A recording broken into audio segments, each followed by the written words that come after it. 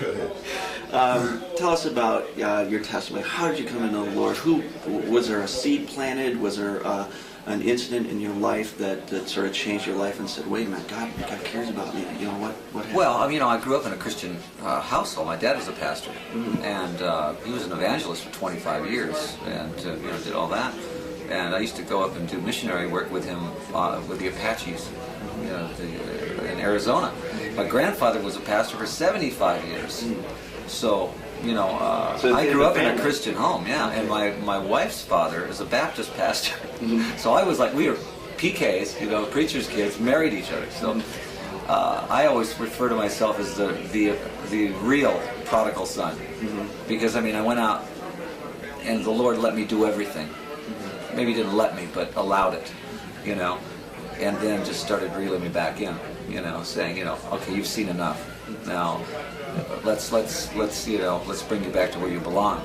And you know, when you get out there and you realize that you've had every car, you've had every house, and then all that, you realize that that's not the answer. That there's a great big nothing out there at the end of that. So the materialism doesn't mean anything, you know. And a lot of people say that there's a big God-shaped hole in your heart, and you know, when that's filled, then you really are satisfied. And I think that's where I'm at right now. You know, I'm very young in the faith, even though I grew up in it. So I mean, I do a lot of study, a lot of Bible study, things like that. But I think, you know, people have the wrong concept of Christians. I think they think Christians sit around all the time just, you know, we like to rock and roll. I mean, you know, I think that you just keep a better watch on your Christian life. You know. When did God start to reel you back in? When I stopped drinking, I drank for, you know, a long time. 13 years ago, I stopped drinking, and I started going back to church.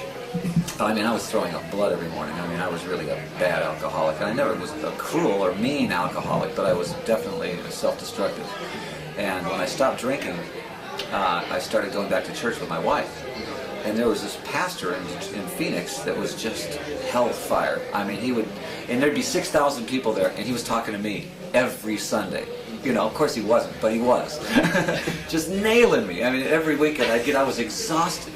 I'd come out of there and I'd go, I don't want to go back. Okay, it was like torture, but I always came back. You know, and I finally realized I had to go one side or the other. I had to make a decision, one side or the other, because I was so convicted.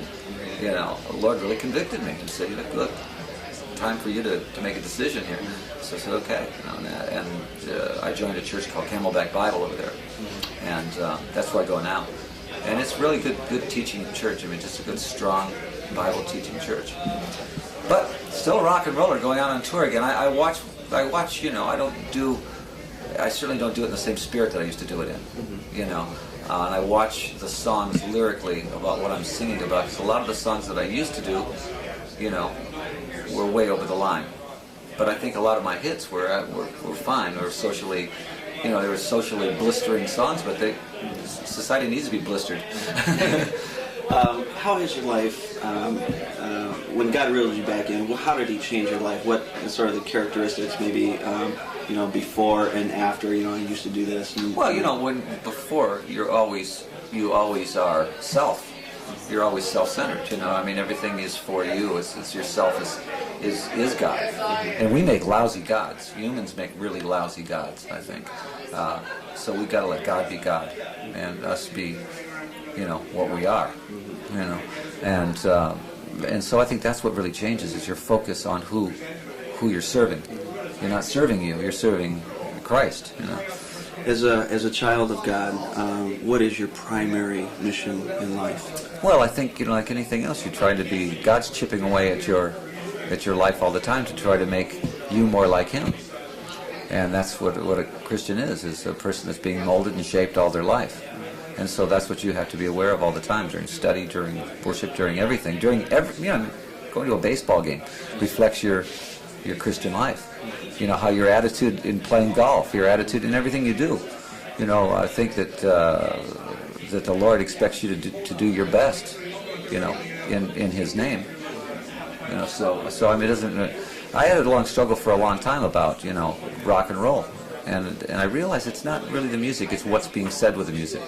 You know, and so I think that you have to be very careful of what you're writing and what you're representing. There's a lot of people who may see this interview, a lot of people who may have been big fans of yours 20, 25 years ago who are still living in the world. They don't know Christ. What could you say to them? Well, they're going to eventually know Christ, and I hope it's not too late. Because if you're at the wrong end, at the wrong time, I think that's going to be tragic. Like maybe talk to maybe somebody struggling with alcohol or drugs and pornography, that sort of thing. Well, sure. I mean, that's what is the world made up of? It's made up of that. The world doesn't belong to us. The world belongs to Satan. So we're living in that world, and we're bombarded with that every day. So how do we react to that? Well, if you don't have Christ in your life, then you're a victim to it. So I think what we have to do is just be very, very careful about, how we react to the world. We have Christ in our life now, and we have to react to the world humbly. We have to react to the world in a teaching way, and at the same time be humble about it. Do you see yourself as a teacher of God's Word? Well, I think any Christian is. They have to be. That's part of it. You have to. Your life is a ministry. Your life is a testimony. And so you're probably under the microscope more, because when you say that you're a Christian, people are going to look at you and they expect, if you make a mistake, well, he can't be a Christian. Well, yeah, we all make mistakes. I'm going to make tons of mistakes. The Bible calls them sins. And I'll make tons of. I'll commit lots of sin, but at least I have somebody to forgive me. But I mean, just because you're Christian doesn't mean you become lily white. It's just makes your life a little more, in some ways, a little harder, because you've got something that's the truth. That's great. Alice, thanks very much, man. Thank you. Appreciate it. Sure. All right.